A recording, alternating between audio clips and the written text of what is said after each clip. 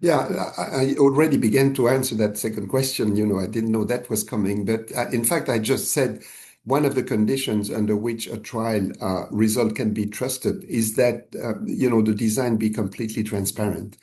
And that's why, in a sense, I mean, even though I like some of these complex designs, you need to keep a degree of simplicity such that people can make sense of the observed data. If it becomes so complex that no one can even draw any conclusions without a statistician helping them, I think that's a point that you don't want to go beyond because, trials need to continue to make sense to investigators and to sponsors without a very sophisticated analysis. So I think you need to be transparent in your designs. You need to explain very clearly what was done. And this becomes an issue, for example, with real world evidence.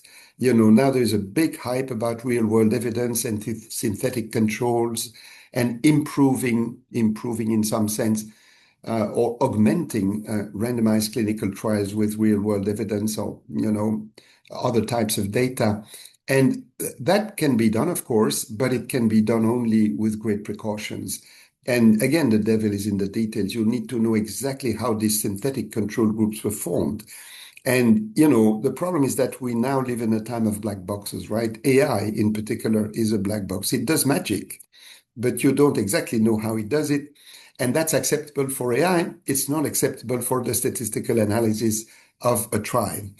The trial has to be to a large extent transparent and explainable. If you can't explain why you have a certain result, then I think you have a hard time, right? When you do a randomized clinical trial, the beauty of it is that you can say if there is a difference between the two arms, that must be due to the treatment. It cannot be due to anything else. I mean, by definition, it is due to the trial, to the treatment under investigation or to the play of chance. That's why we want the type 1 error to be very small, because then we know that the play of chance has a very small role in the explanation of the results, right? We can say, well, it's less than 5% likely that what I see there is due just to the random play of chance. That's acceptable.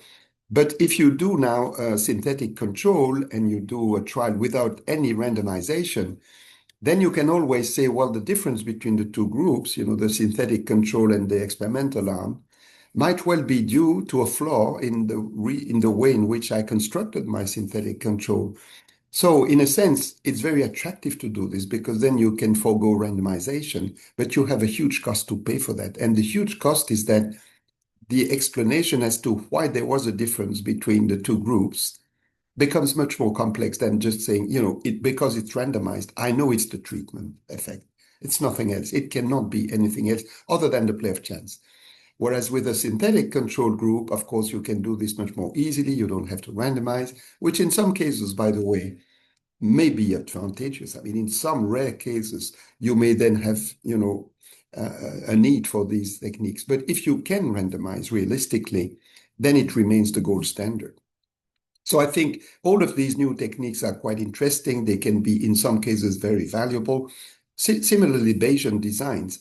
A good example of a Bayesian design is when you've tested a drug in adults, you now know the effect in randomized clinical trials. And so you know what the effect of the drug is in adults. And now you want to extend the indication to children. Then obviously, if you can do this with less children exposed, that's a good thing, right? But you have to do it reliably. That's where the Bayesian paradigm comes in. If it's reasonable to assume that the treatment effect in children will be similar to the treatment effect in adults, all other things being equal, then you can use the Bayesian design or the Bayesian approach to reduce the number of kids you need to expose to this drug before you can claim with reasonable certainty that they too benefit from the drug. And that's a huge improvement over the sort of conventional techniques and inferential methods that we had before. So, I think, again, each case is different and one needs to really look at the advantages versus the complications that these methods imply.